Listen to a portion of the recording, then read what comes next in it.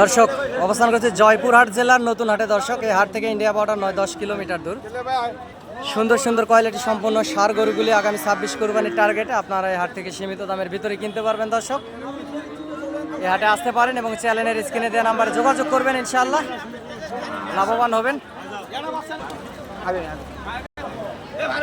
যেহেতু বর্ডার এলাকার আশেপাশের হাট, দর্শক আপনারা চাইলে এই হাটে আসতে পারেন এবং যোগাযোগ করতে পারেন। এই সুন্দর সুন্দর হাই কোয়ালিটি সম্পন্ন ষাঁড় গরুগুলি এই হাট থেকে কিনতে পারবেন।